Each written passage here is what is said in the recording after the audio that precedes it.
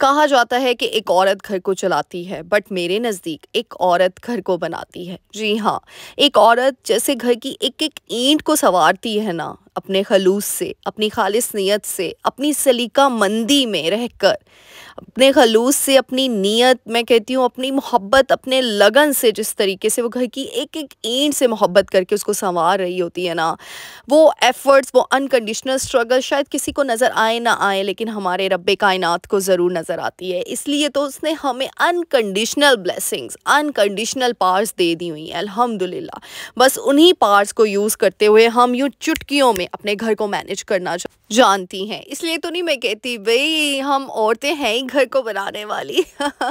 हम बस यार, हमारी खुशियाँ जो है ना, हमारी घर वालों की खुशियाँ, हमारी अपनी खुशियाँ, जब तक हम अपने घर को मेंटेन ना कर लें, उसको साफ़ सुथरा ना कर लें, उसको ऑर्गेनाइज ना कर लें, और वो भी कम बजट में रहकर, फिर तो भाई हो जाती है वाह वाह वाली टिप्स आपी पलवशा के संग।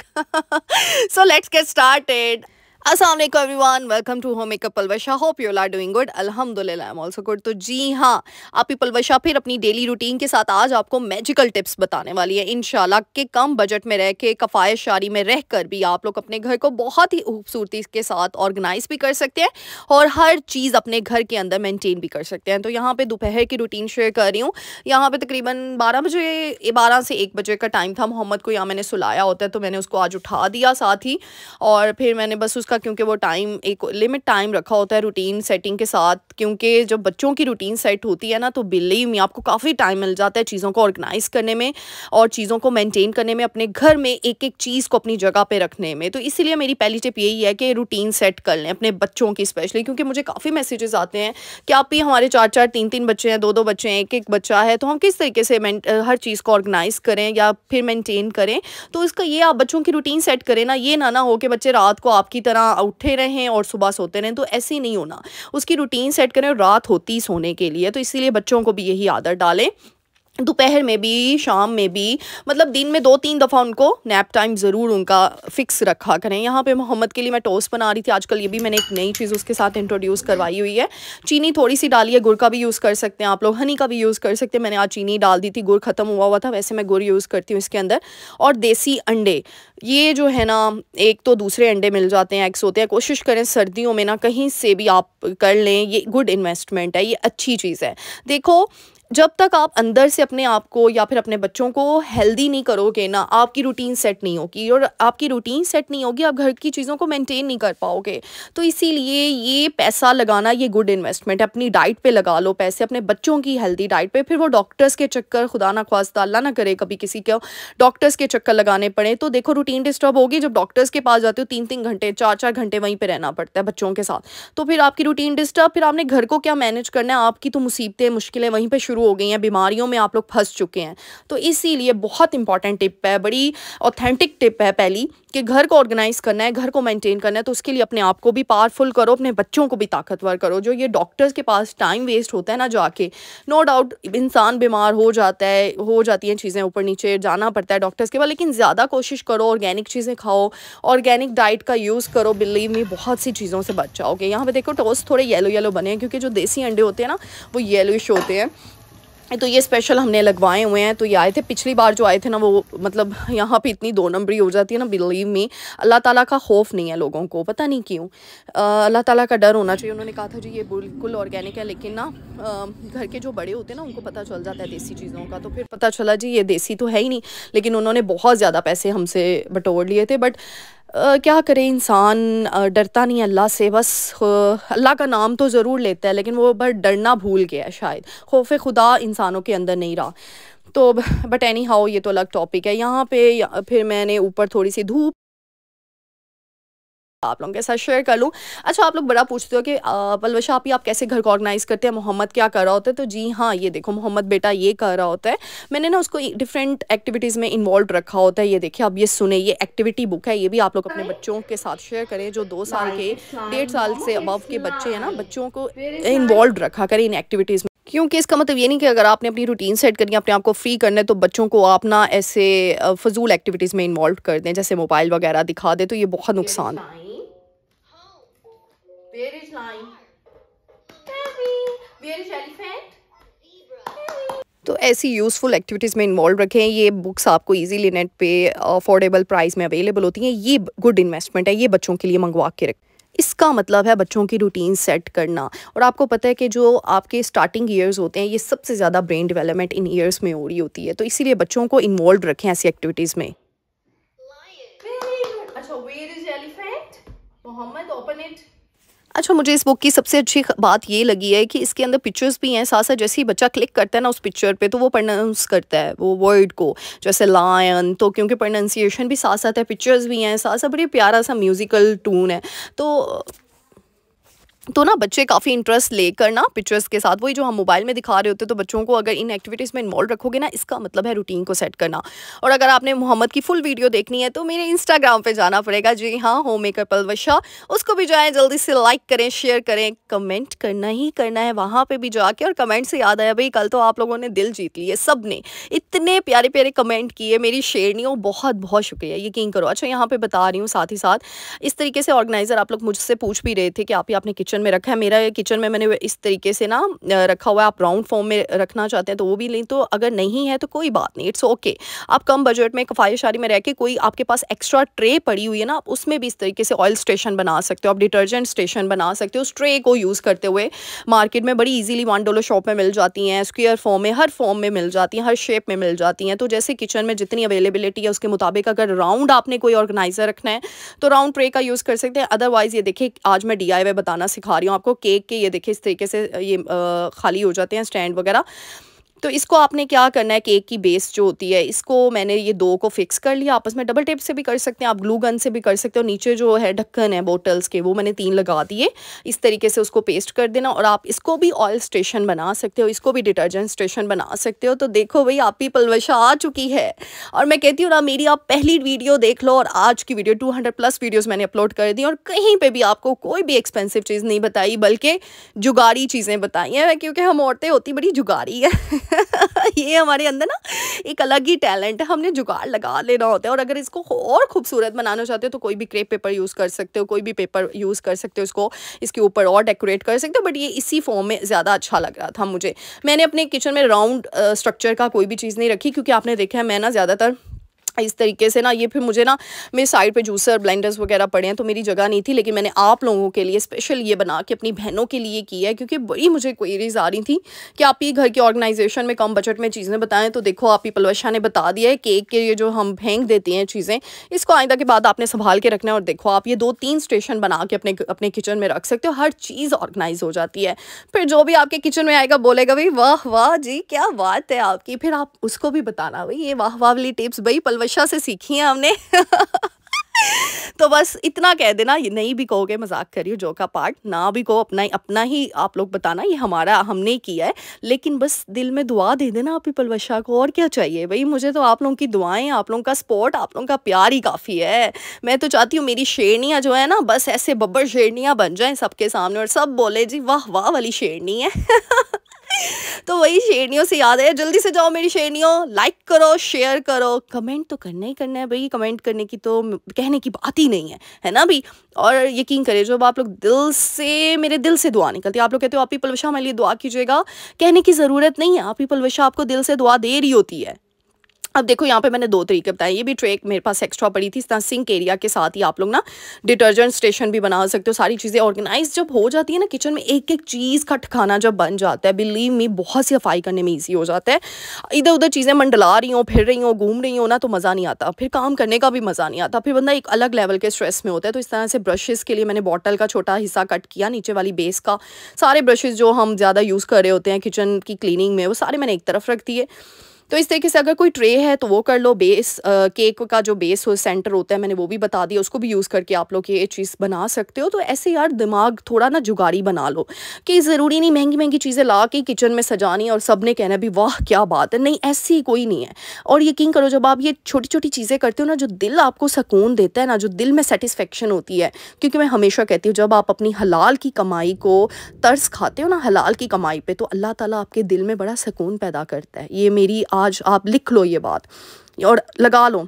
ये मुझसे काफ़ी लेडीज़ रिलेट कर रही होती है। कभी देखो, आप बाज़ार जाते हो, कोई चीज़ गलत आ जाती है, आपके पैसे वेस्ट हो जाते हैं, आपका दिल कितना दुखी होता है, आप एक अलग लेवल के ना स्ट्रेस में चले जाते हो। और जब आप ऐसे जुगाड़ी चीज़ करके अपने किचन को, अपने घर को ऑर्गेनाइज़ करते हो ना ऐसे घर की चीज़ों से ही, तो अल्लाह ताला, क्योंकि मैं कहती हूँ मेहनत में बरकत है ना, अल्लाह ताला आपके दिल को सुकून पैदा कर देता है।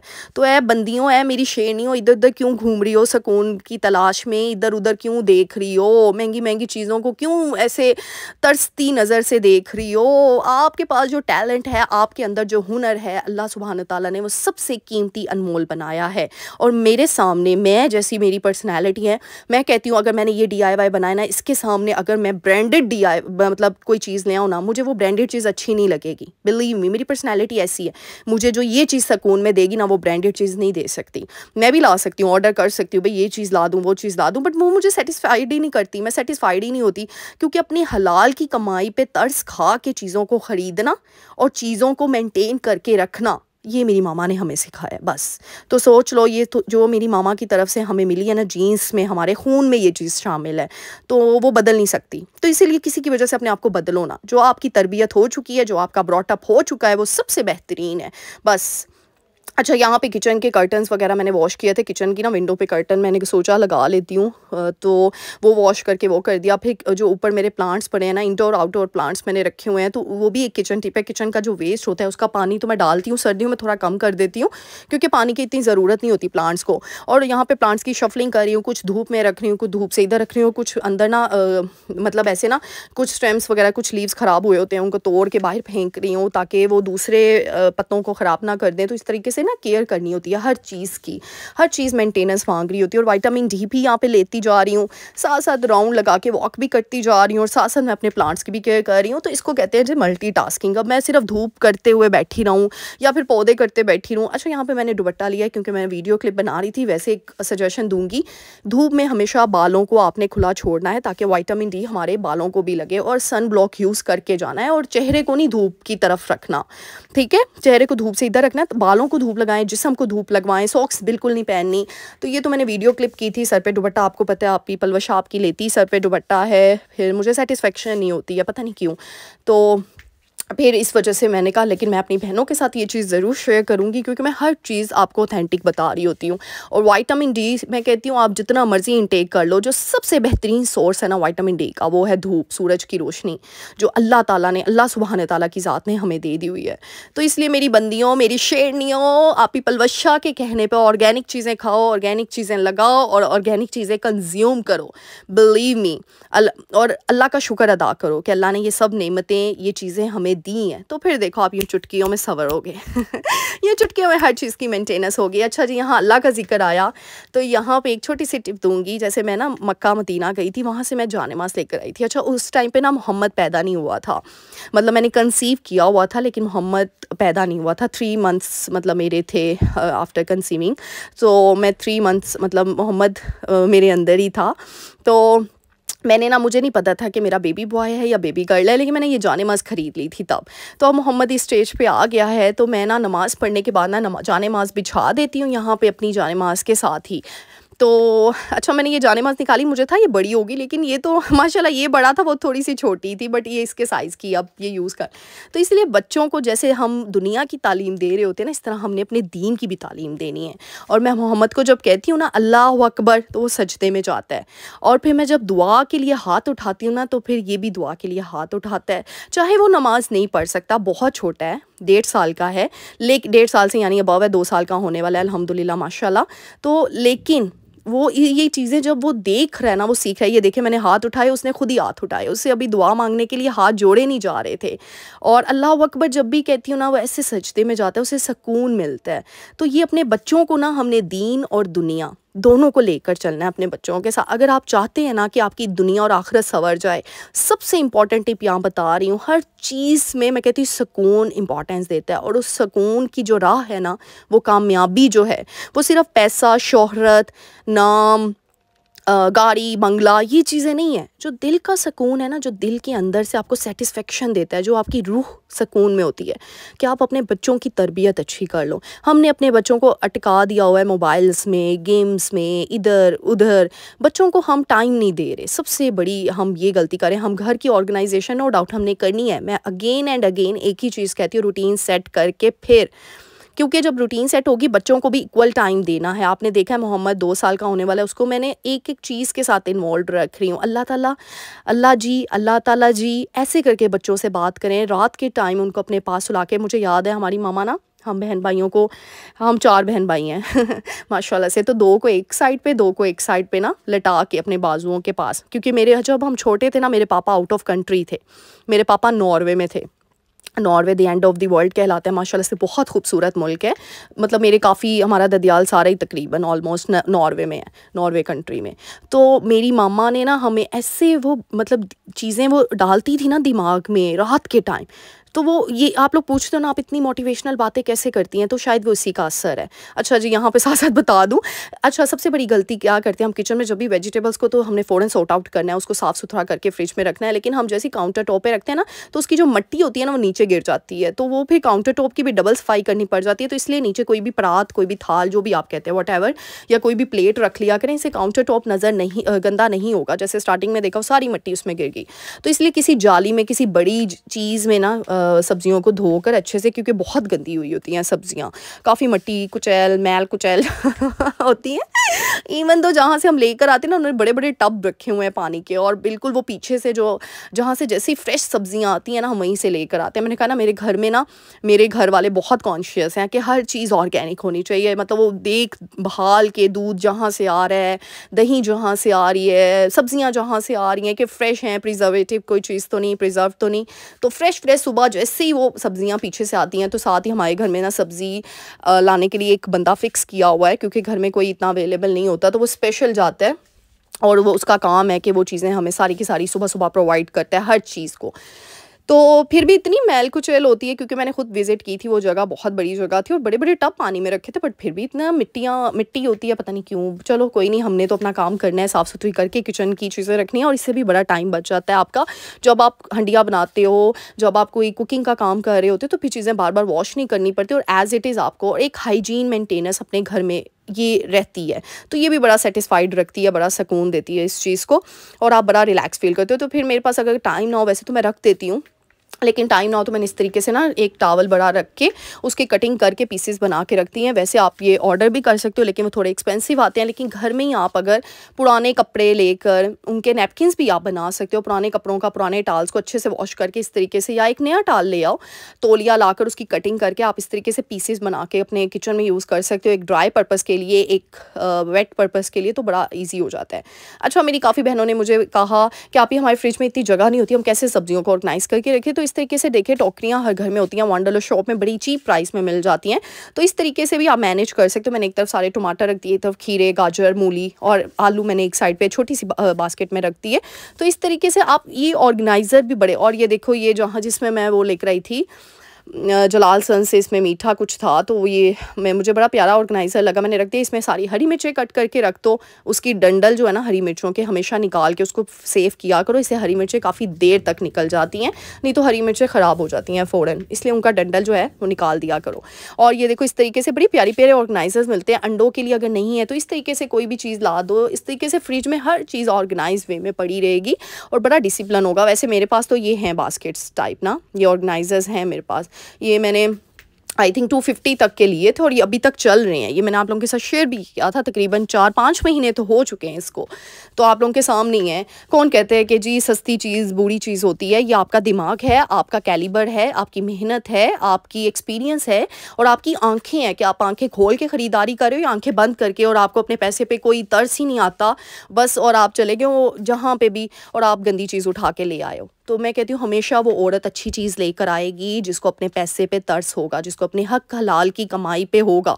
वरना इतनी एग्जांपल्स पढ़ी हैं, आप लोग खुद मुझसे रिलेट करोगे, जिसको अपनी कमाई पे तरस नहीं आता, या फिर उसको पता होता है बस पैसा तो आने जाने वाली चीज़ है, पता नहीं कहाँ से आ रहा है कहाँ से नहीं, तो वो तो फिर आंखें बंद करके आप चीज़ें लेते जाओगे, ख़राब करके बाहर फेंकते जाओगे, फिर नई चीज़ आ रही है, पुरानी वो गई बाहर।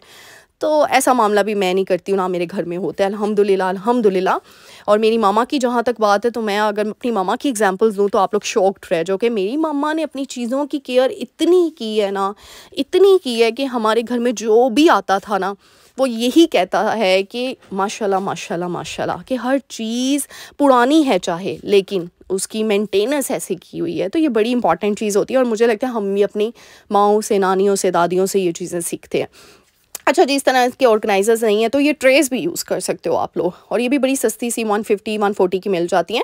और आजकल तो इतने बाज़ार लगते हैं, इतवार बाज़ार, जुमा बाज़ार, बुध बाज़ार, वहाँ पे जाके आप देखो 100 की आपको रेट्स में चीज़ें मिल रही होती हैं। अच्छा, मैं वैसे कभी इतवार बाज़ार नहीं गई, हाँ मैं एक दफ़ा बुध बाज़ार गई थी वहाँ पे, लेकिन मुझे कोई चीज़ पसंद नहीं आई। मैंने कभी इस तरह के बाज़ार विज़िट नहीं किया। मुझे बहुत शौक है कि मैं जाऊँ, लेकिन हमारे ना कॉलोनी में नहीं लगते। हाँ, मेरी आंटी के एरिया में लगते हैं, जहाँ मैं आप लोगों को लेकर भी जा चुकी हूँ पहले भी। तो वहाँ पे मैं बुध बाज़ार गई थी बस एक दफ़ा। तो मैं इतवार बाज़ार तो मैं बिल्कुल नहीं जाती, क्योंकि पता नहीं क्यों मुझे ऐसे लगता है वहाँ पे ज़्यादा रश होता है, मैं कंफर्टेबल नहीं होती इस तरह के बाज़ार में ना, बड़ा मुझे थोड़ा रिस्की लगता है जाना।